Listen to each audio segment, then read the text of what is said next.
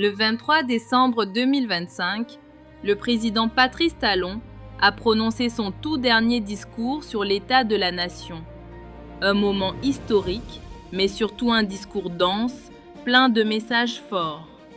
Pour vraiment comprendre la portée de cet adieu, il faut écouter le président lui-même. Dans cette vidéo, nous allons vous faire entendre les passages les plus marquants de ce discours. Accrochez-vous, on décode ensemble le testament politique de Patrice Talon. En général, les au revoir doivent être courts et brefs, pour que l'émotion ne monte pas trop. Je peux vous dire que ce n'est pas sans émotion que je me tiens devant vous ce matin pour mon dernier message, dans cette posture. Monsieur le Président, Mesdames et Messieurs les députés, le Bénin a-t-il enfin trouvé la voie pour son développement?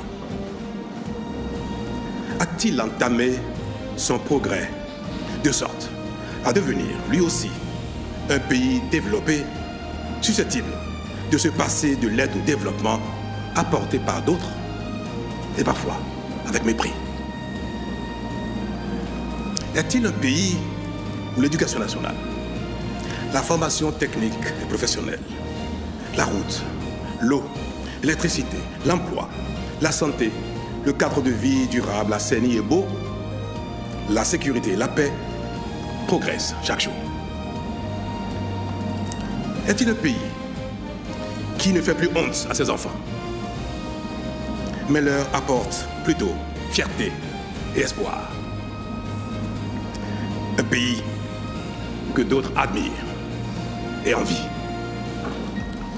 Autrement dit, le Bénin est-il aujourd'hui un pays où tout s'améliore jour après jour, où l'espoir est désormais permis, de sorte que ce qui n'est pas encore acquis ne paraisse plus inaccessible?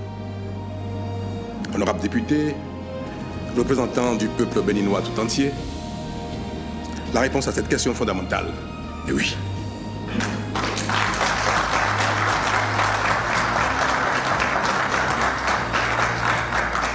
En effet, depuis bientôt 10 ans, le Bénin a entamé sa mutation et les signes de notre progrès sont visibles par tous. Le miracle, c'est notre nouvel état d'esprit. Il nous fait opérer les changements les plus inespérés. Il nous fait progresser et chacun accepte désormais de consentir les sacrifices et les efforts nécessaires.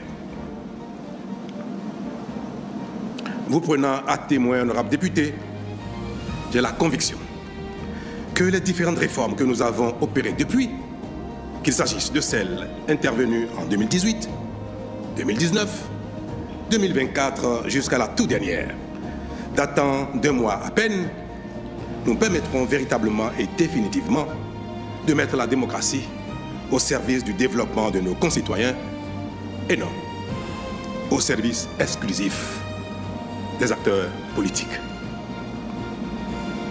Ainsi,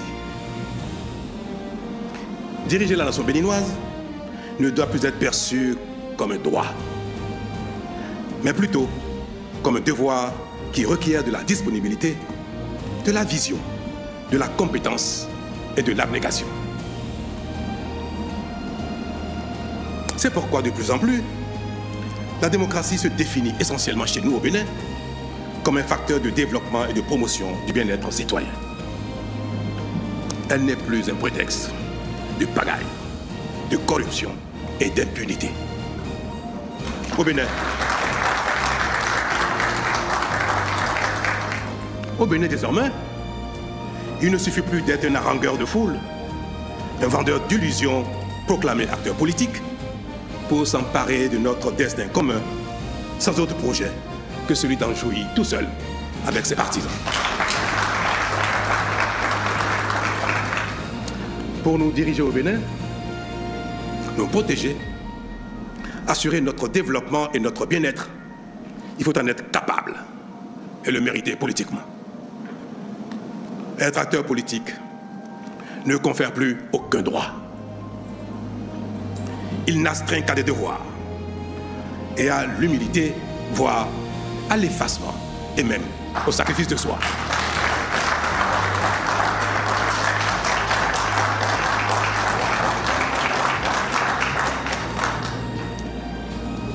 C'est en cela que je voudrais, Monsieur le Président, Mesdames et Messieurs les députés, saluer et rendre hommage à l'ensemble des forces de défense et de sécurité de notre pays.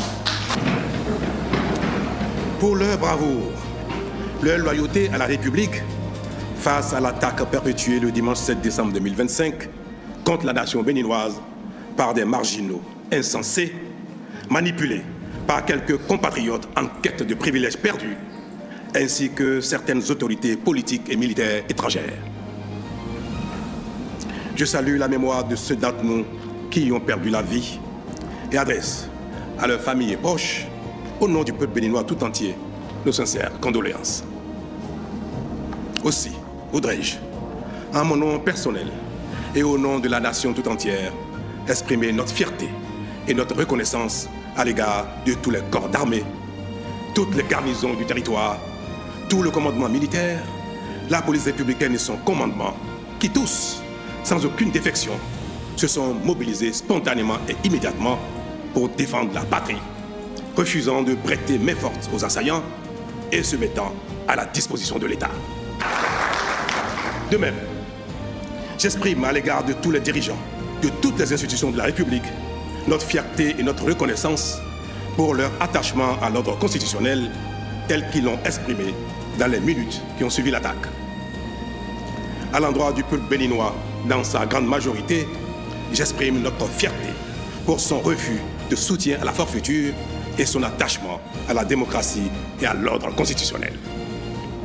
Monsieur le Président, Mesdames et Messieurs les députés, tout cela n'est-il pas l'illustration d'un état d'esprit nouveau, caractéristique d'un Bénin qui grandit? Les grandes nations, ce ne sont pas seulement celles qui ne sont jamais éprouvées, ce sont également celles qui sont capables de faire face aux épreuves avec efficacité. Vous prenant encore une fois à témoin, je voudrais exprimer à toutes les Béninoises et à tous les Béninois de l'intérieur et de l'extérieur, de tous les âges et de toutes conditions, ma reconnaissance infinie pour l'honneur et la confiance qu'ils m'ont fait en me confiant durant 2 mandats successifs le destin, la direction de notre beau et grand pays. Je veux leur dire que j'ai pris et gardé tout le long des 2 mandats la mesure de leur attente. Je veux leur dire aussi que j'ai le regret de ne pas avoir tout réussi. Mais je veux, et surtout davantage leur dire que j'ai la certitude qu'ensemble, nous avons accompli de grandes choses, dont certaines nous paraissaient même impossibles. Je veux enfin leur dire que surtout, notre état d'esprit a considérablement changé. Que désormais, plus rien ne nous est impossible. Plus rien ne nous est impossible.